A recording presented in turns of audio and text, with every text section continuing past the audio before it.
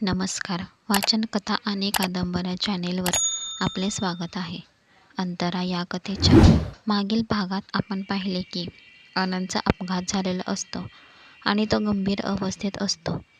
त्याला त्याच्या जीवन मरणाच्या दारातून बाहेर आणणारी व्यक्ती एकच असते, ती म्हणजे अंतरा.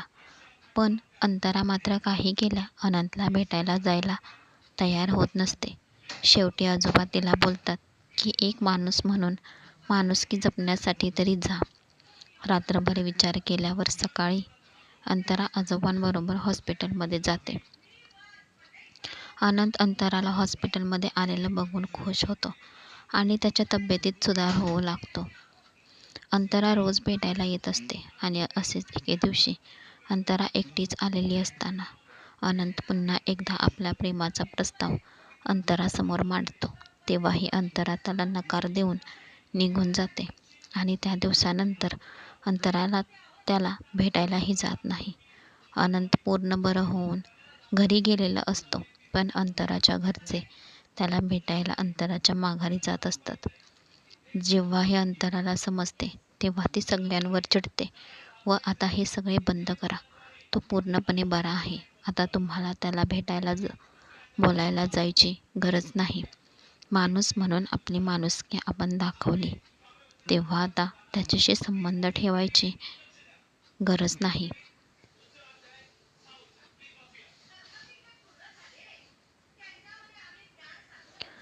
अंतराचे हे बोलणे ऐकून आता अंतराच्या आईला तिचा राग येतो, पण वातावरण तापू नये म्हणून ती शांत राहते. पण दुसऱ्या दिवशी ते अंतराला तिची आणि तिच्या बाबांच्या मध्ये काय झाले ते सर्व सांगते आणि सगळेच पुरुष तसे नसतात हेही सांगते. आता अंतराला आपल्या आई व बाबांच्या नात्याबद्दल सर्व समजलेले असते.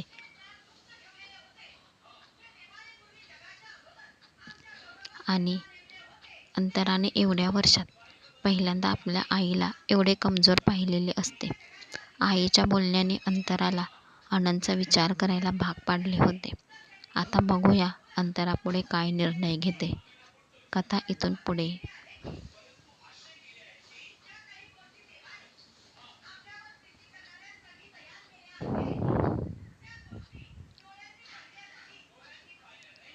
अनंत हॉस्पिटलमधून घरी परतला तरी तो आपल्याच विचारात मग्न असे. अंतराचे ते तुटक बोलणे त्याला असह्य जात होते.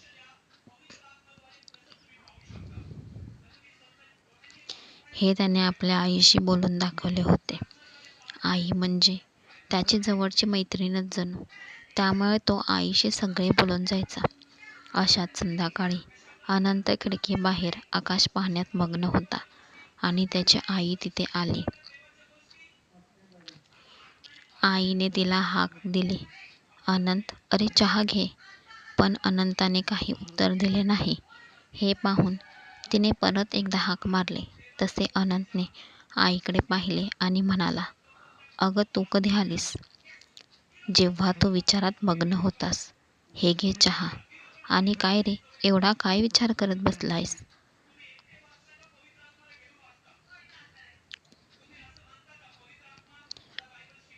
काही नाही ग अनंत, जरा बस, मला तुझ्याशी थोडं बोलायचं आहे. काय बोलायचं आहे? अनंत हॉस्पिटलमधून आल्यापासून मी पाहत आहे तू नेहमी विचारात गढून गेलेला असतोस. एवढा विचार नको करूस. आताच आजारपणातून उठलायस, परत जीवाला कशाला त्रास देतोस? म्हणजे आई, मी कुठे त्रास देत आहे? आणि मी विचारतही नाही आई. आई आहे मी तुझी, मला सर्व कळतं. अनंत स्पष्टच बोलते, तू अंतराचा विचार सोडून दे. काय? हे काय बोलत आहेस तू आई? अगं मी तिच्यावर किती प्रेम करतो तुला माहीत आहे. तू करतोस, पण ती करते का? करत असती तर ती तुला भेटायला आली असती आणि आपल्या घरातल्यांनाही तुला भेटण्यापासून रोखले नसते. अनंत, ती तुझ्यावर प्रेम नाही करत, मग तू कशाला तिचा विचार करतोयस? आई तसे काही नाही. अंतरा मला भेटायला हॉस्पिटलमध्ये यायची ना. हो यायची, पण त्या दिवशी जे तिने बोलून दाखवले त्यावरून हे स्पष्ट आहे की ती तुझ्यावर प्रेम नाही करत. आई, तिचे असे म्हणणे का आहे हे तुला माहीत आहे ना?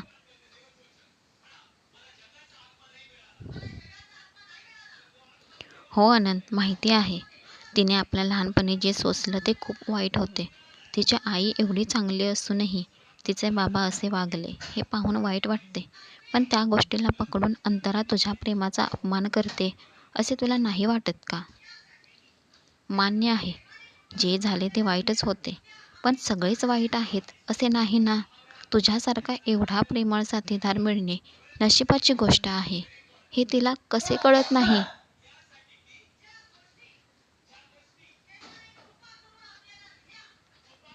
नाही आई, अंतरा ही खूप चांगली आहे. फक्त तिचे विचार थोडे वेगळे आहेत. आणि बघ तू, अंतराच तुझी सून होणार. अनंत, स्वप्न आणि सत्यात फरक आहे. इथे ती तुझे प्रेमही स्वीकारायला तयार नाही आणि सून म्हणून कशी येईल? अनंत, मला वाटते तू उगीच तिच्यात गुंतत आहेस. तिचा विनाकारण विचार करून तू स्वतःला त्रास करून घेण्यापेक्षा तिच्याहूनही सरस मुलगी तुला मिळेल. नाही आई, अंतराहून सरस माझ्यासाठी कोणीच नाही. प्लीज आई, मला अंतराला अंतर देण्यास सांगू नकोस. अनंत, अरे तू तिच्यासाठी एवढा जीव तोडतोयस, पण तिला काही जाणीव आहे का? नाते दोन्ही बाजूंनी समजले तरच ते टिकते.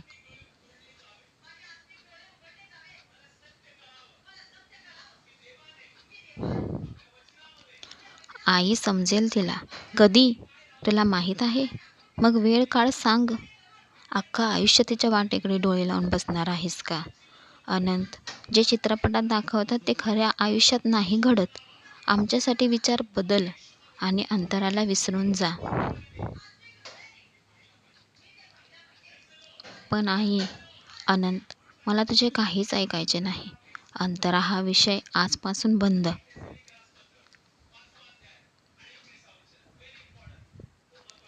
आई, तू असे का म्हणतेस? कारण मी तुझी आई आहे. मला नाही पाहवत तुला असे. एवढा जीव लावून जर कदर नसेल तर कशाला हवे असले नाते?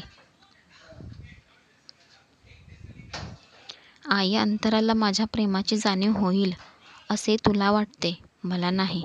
स्वप्न पाहणे चांगले असते, पण फक्त स्वप्नात रमून जाणे नाही. येते मी, विचार कर. असे सांगून आई निघून गेली. अनंत मात्र निराशेच्या स्वरात म्हणाला, आई, तुझे कुठेच चुकत नाही. तुझे म्हणणेही खरे आहे. पण तू सांग अंतरा, मी तुला कसे विसरू? असेच दिवस जात होते. आईने समजावूनही अंतराने कुठलेच पाऊल अनंतच्या दिशेने वळवले नव्हते. अनंत आपल्या भाबड्या मनाला अंतराची दिशा दाखवत होता. पण त्यालाही अंतराच्या अशा वागण्याने अंतरापासून दूर जाण्याची भीती सतावत होती. दोघांच्याही आई काळजीपोटी व्याकुळ झाल्या होत्या. दोघांच्या नशिबी काय लिहिले आहे हे देव जाणे असे त्यांचे म्हणणे होते. कारण एकीकडे प्रेम करणारा होता तर दुसरीकडे प्रेमाचा तिरस्कार. अशाच एका सकाळी दरवाजावरची बेल वाजली. दरवाजा उघडण्यात आला. अंतरा, तू? हो. आज अचानक?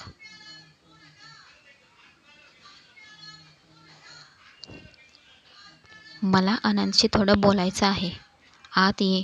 तो आपल्या खोलीत आहे. मी बोलावते त्याला. नाही, नको काकू. तुमची हरकत नसेल तर मी त्याच्या खोलीत जाऊन बोलते.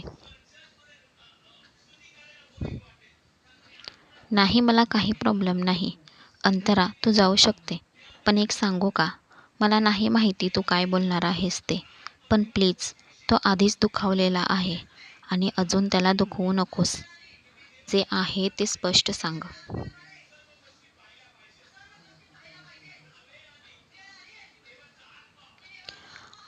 अंतराने अनंतच्या आईला काहीही उत्तर दिले नाही, पण एवढे विचारले, प्लीज खोली दाखवता का? हो, असे म्हणून अनंतची आई पुढे आणि त्यामागे अंतरा गेली. अनंत खिडकीबाहेर पाहत उभा होता. तो दरवाजाच्या दिशेने पाठमोरा उभा असल्याने अनंतला हाक देत आई म्हणाली, अनंत, अरे पहा, अंतरा आली आहे तुला भेटायला. हसत हसत अनंत म्हणाला, आई, माझ्या मनाच्या शांतीसाठी हे चांगलं आहे, पण ती इथे येणे आता तरी मला शक्य वाटत नाही. हे ऐकून आई म्हणाले, अरे मागे वळून तरी पहा. अनंतने मागे वळून पाहिले तर खरंच अंतरा उभी होती. अंतराला पाहताच त्याच्या चेहऱ्यावर हसू आले. त्याने हसत हसत म्हटले, अंतरा, तू इथे? अगं उभी कशाला, बस ना. अनंतची आई अंतराच्या येण्याने सुखावली. तुम्ही बोलत बसा असे म्हणून तिने काढता पाय घेतला. अंतरा खुर्चीवर बसले. समोर असलेल्या खुर्चीवर अनंत बसला. त्याच्या चेहऱ्यावर आनंद ओसंडून वाहत होता. अंतरा मात्र गप्प आहे हे पाहून, काय झालं अंतरा, बोलत का नाहीस? अनंत, मला तुझ्याशी थोडं बोलायचं आहे. अगं बोल ना मग, अशी गप्प का?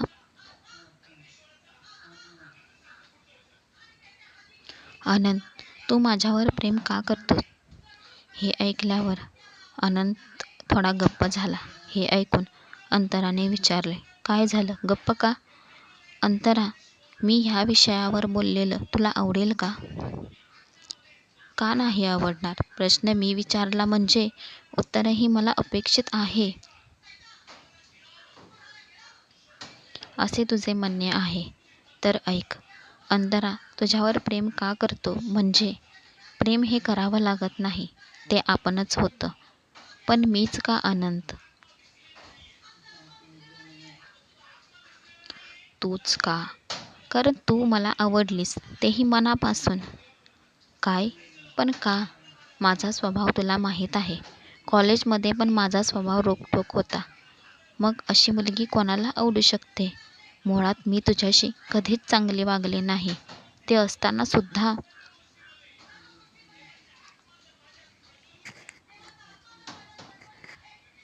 अंतरा, तुझा स्वभाव जरी रोखठोक असला तरी तुझं मन तसे नाही. तू ना फणसासारखे आहेस. वरून काटेकोर पण आत प्रेमळ, रसाळ. म्हणजे अंतरा, मलाही तू तशीच वाटायचीस, रोकटोक. पण जेव्हा मला तुझे मन जाणवले तेव्हा तू खरी अंतरा सापडलीस आणि त्याच अंतराच्या प्रेमात मी पडलो. म्हणजे हे कोड्यात टाकून बोलणे बंद कर आणि सरळ सरळ सांग. अंतरा, मलाही तू खूप रागीट वाटायचीस, पण त्या दिवशी जे मी पाहिले त्यानंतर माझे मतच काय, पण माझे मनही तुझे झाले. एके दिवशी तू गाडीवरून घरी जाताना मीही तुझ्या मागेच होतो. तो एक योगायोग समज किंवा तुझे खरे रूप जाणवून देण्यासाठी देवाचा संकेत समज. तो त्या भीक मागणाऱ्या लहान मुलाला शेजारच्या दुकानात घेऊन गेलीस. त्याला खूप सारे खाऊ घेऊन दिलेस. तिच्या आईजवळ जाऊन पैसे देत सांगितले की ह्याला भीक मागायला पाठवू नका, याचे बालपण हिरावू नका, त्याला शाळेत पाठवा, पाहिजे तर मी खर्च करीन. बस अंतरा, हे ऐकल्यानंतर माझे डोळे आणि मनही तुझ्यासाठी उघडले, ते कायमचे. मग तूच सांग अंतरा, अशा मुलीवर कोण प्रेम का नाही करणार?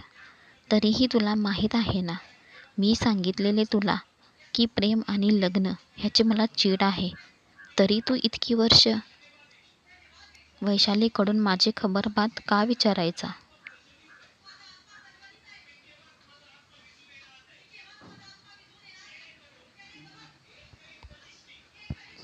अंतरा, तुला त्या गोष्टीची चीड येणे स्वाभाविक आहे, जे तू लहानपणी सोसले आहे ना. काय? हे तुला कोणी सांगितले? अंतरा, मला कोणी सांगितले का सांगितले हे महत्त्वाचे नाही, पण ज्या प्रेमाला तू परकी झालीस ते प्रेम मी तुला देऊ इच्छितो. तुला खूप तुला खूप खूप सुख समाधान द्यावेसे वाटते. पण अंतरा, जर तुझी परवानगी असेल तरच. कारण प्रेम हे जबरदस्ती नाही, आपुलकीने होते. जर मी नाही म्हटले तर तू काय करशील?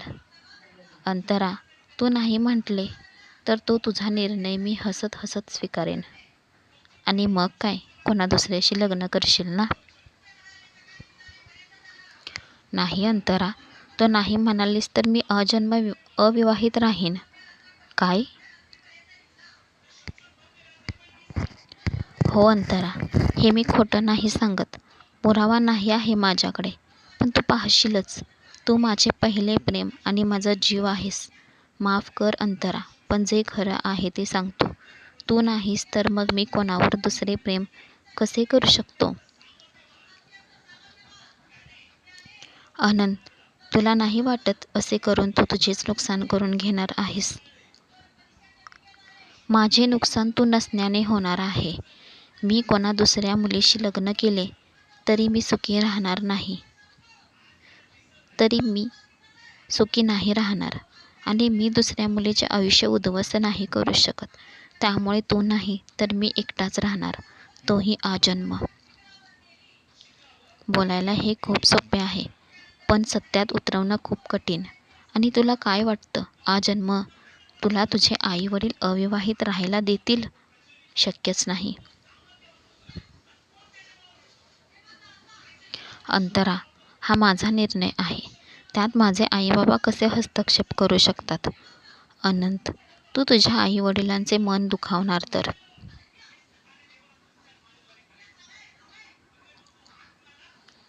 नाही अंतरा, माझे आईबाबा खूप समंजस आहेत.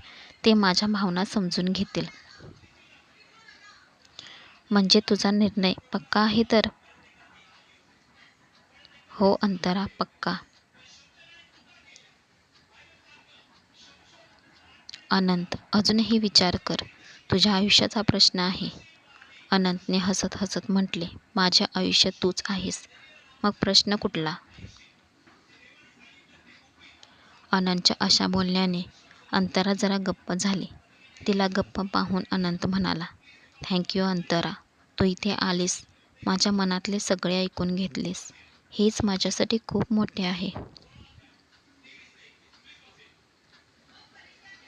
अंतराने अनंतवर एक नजर टाकली आणि ती तिथून निघून गेली. अंतराला अनंतचे उत्तर मिळाले होते, पण तिचे मन बदलेल का?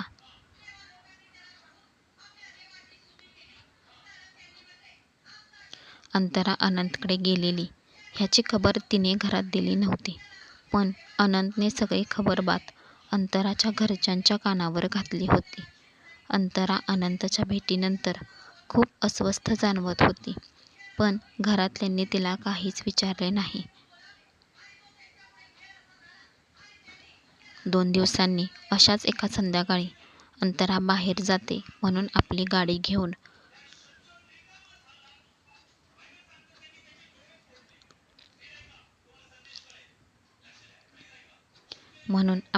घेऊन बाहेर पडली आणि दरवाजाची बेल वाजली. दरवाजा उघडण्यात आला.